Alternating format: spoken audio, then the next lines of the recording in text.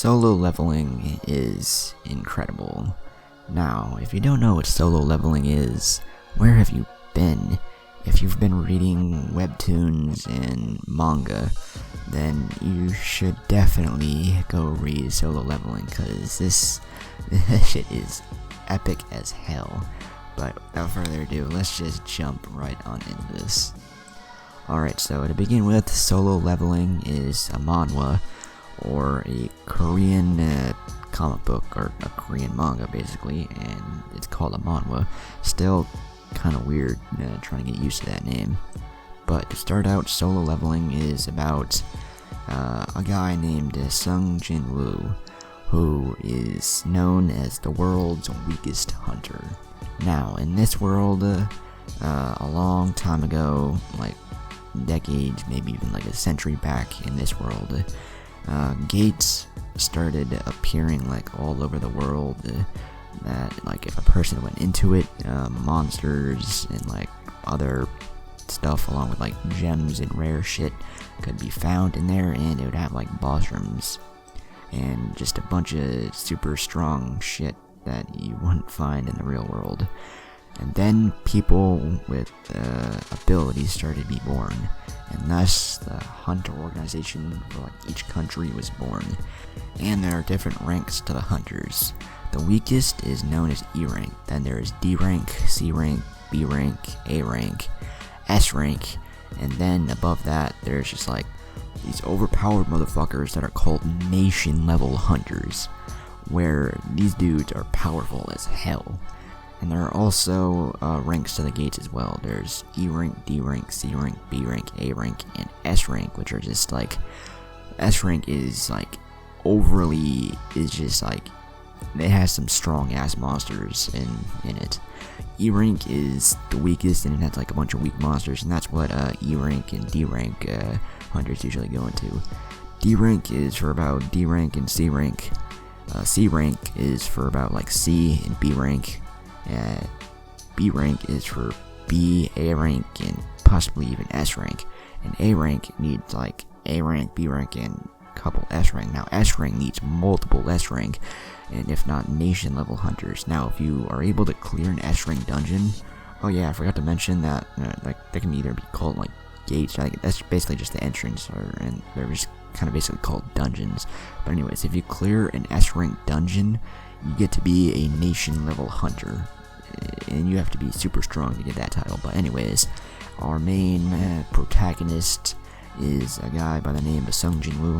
Like I said, he's known as the world's weakest hunter, and he's an E rank hunter, and he's just trying to get money to support his sister, who's still in high school, and trying to like keep paying his mom's medical bills because she has like this disease and she's in a coma, and his dad is like nowhere to be seen.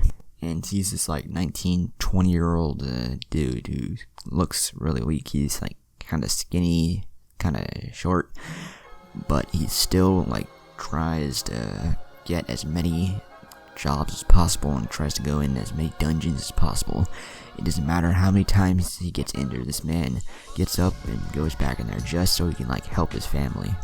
But eventually, at the beginning of the series, he goes in with like a squad of other like E rank and D rank hunters, and they go into this dungeon. But it turns out yeah, something's definitely wrong. They encounter these giant like statue-like beings, and they just get wrecked. Like a bunch of the squad dies, and Sung Jin-woo, he nearly dies, but like he suddenly gets this like notification if like he should accept it, and he does, and he gets access to like this game basically where he becomes a player, where he can level up and get stronger, and eventually he like does level up, and like he goes on quests and stuff, and with each level up he gets stronger and stronger. Like it shows in his actual body too. Like this man gets like a 6 to an 8 pack, gets like taller, buffer, and just way more powerful.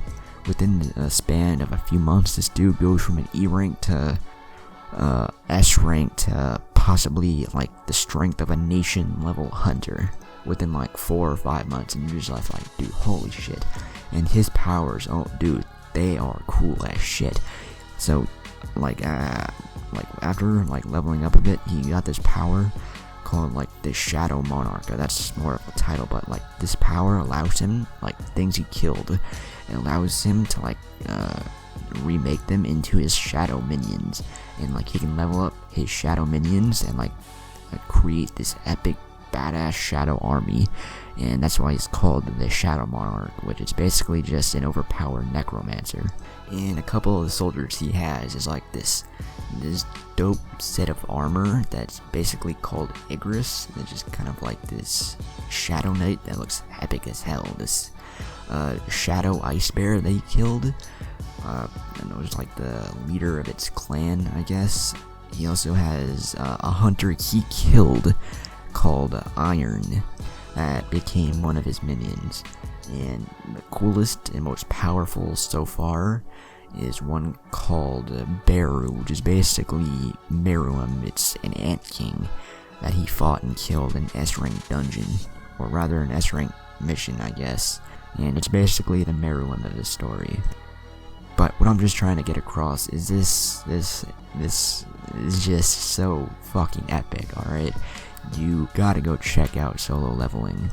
And what I just said is only like the briefest of explanations I could give. Like, there's so much more. There's so many other characters, like missions slash quests he goes on. He literally fights an Ant King, which he then turns into his summoning, which is basically Meruem. He fights a fucking Demon King, a powerful leader of some high orcs. That's what they're called.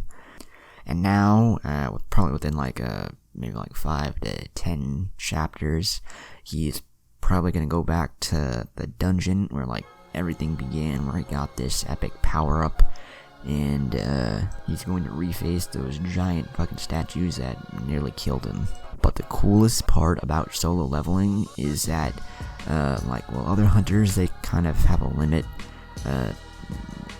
Sung Jin Woo, this guy is said to have like that he doesn't have a limit, and like eventually I think that like he might become bad, or like let the darkness take over him, and he's probably gonna become like cold and like not really give a shit, and basically I think he's just gonna become this cold, overpowered protagonist, which might either just like protect humanity from all threats, because he's basically the One Punch Man of this story, give or take like 20 years of leveling up, where he'll either destroy the world or protect it, but I'm thinking he'll just protect it from other like badass threats.